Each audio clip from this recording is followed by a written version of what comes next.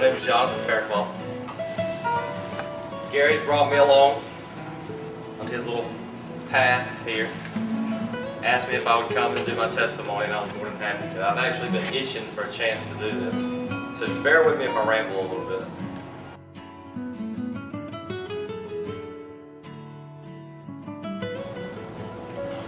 When my mom went into this depression,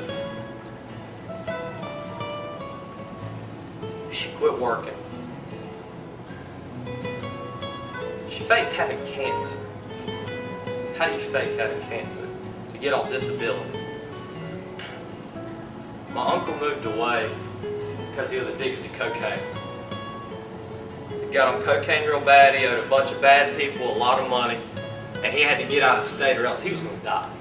My aunt that I love so much got to disappearing all the time, living out of broke down hotels and out of her car and everything. And then I find out that the whole time while she was babysitting me, and the whole time I thought that she was, the second superhero, she was strung out on cocaine too. Luckily enough, my grandparents took me in so I could graduate and try.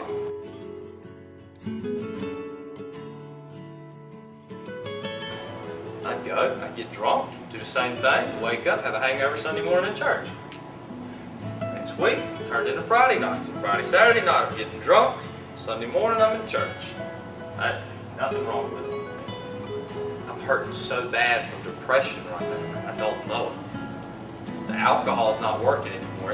It's costing me way too much money to get drunk like I used to. So I start taking Vicodin. Start eating these things like candy. I don't remember the last 4 days of my spring break of this year. That was in March. I don't remember. Because I was laid up at a trailer in Brunswick County, and my friends wouldn't call 911 because they were scared of getting in trouble. But I was laying there basically dying.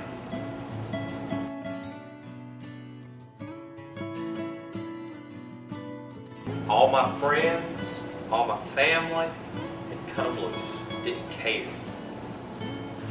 It hit me one day. It hit me because my grandpa stayed up until I came home one night. And I came in at 4:30 and he was sitting there with tears in his eyes. How bad must my grandparents feel that they raised 3 kids? All 3 of them got strung out on drugs. None of them graduated from high school without dropping out and going back or going to a community college. None of them. All 3 of them's been to jail. All 3 of them have a criminal record. I was number 4. All these years of people looking at Jonathan waiting for me to fold. I folded and they didn't fold.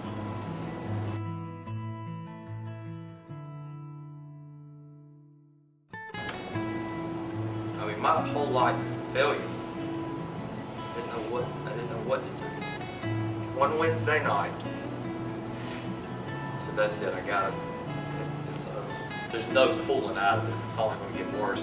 I'm going to wind up just like everybody else in my family. Somebody didn't graduate from high school. Somebody didn't do nothing with their life. Just stayed on disability and stayed on drugs all the time. Didn't have a gun. Didn't have a knife. Man, I'm looking in my room. I'm like, what can I do this with? I know I'm going to do it. I just got to know what I'm going to do it with. Find a belt. Get everything off the coat racks. Lock the doors. I write my suicide note. It says, well, this is it.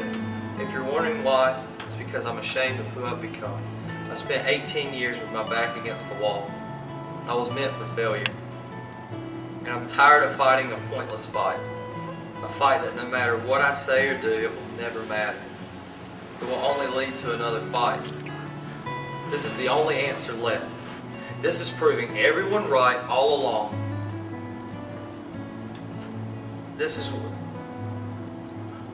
I will never know what hell is like because I've already been through it here on earth. I love everyone and I apologize for anyone I hurt doing this.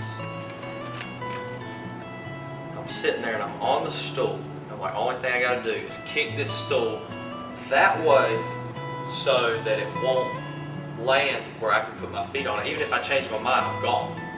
doesn't matter. And I sat there.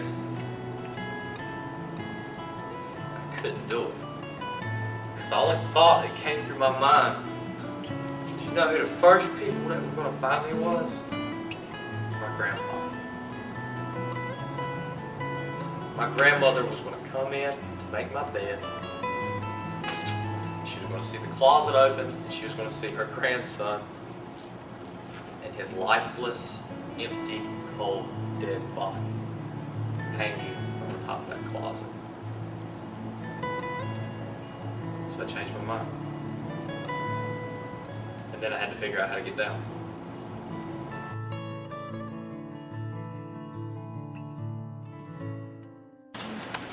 But when I climbed down from the closet, this isn't the Bible, thank you, brother.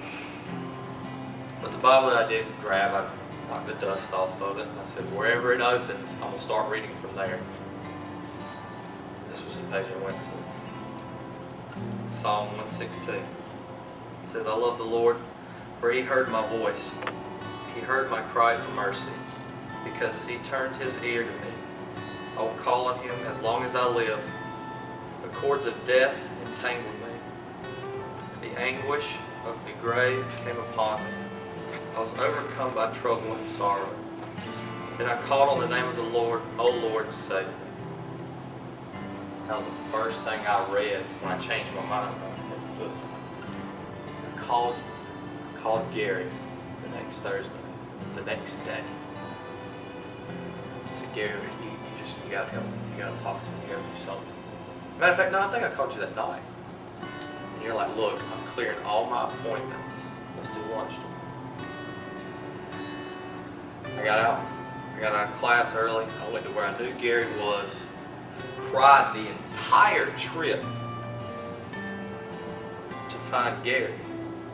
I've been crying for days, weeks, months. I was so tired of crying. I needed an answer. I needed something.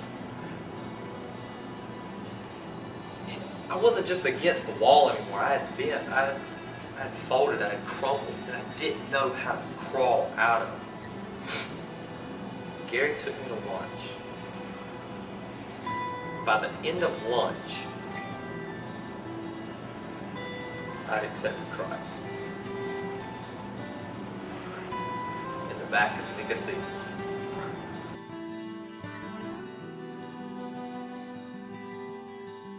Lou Holtz.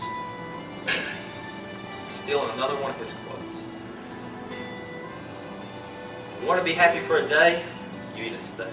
You want to be happy for 3 days? Buy a new car. You want to be happy for a week? Take a cruise. You want to be happy for a year? Win the lottery. You want to be happy for a lifetime? You accept that man right there. The day I gave all my problems to that man up there, I didn't have one anymore. Life wasn't the same. When you're willing to surrender, when you're willing to give everything up, and say, all right, God, you know, I don't want to worry about this anymore. You take it. He wants it. He wants it. Give it to him. You got problems at home. You got problems in school. You got problems with friends. Give it to the man upstairs. I guarantee you, he's not going to turn it away. He's going to be there for you no matter what. He's the only friend that you can call on 24/7. And yes, I say friend because he has to be to put up with me.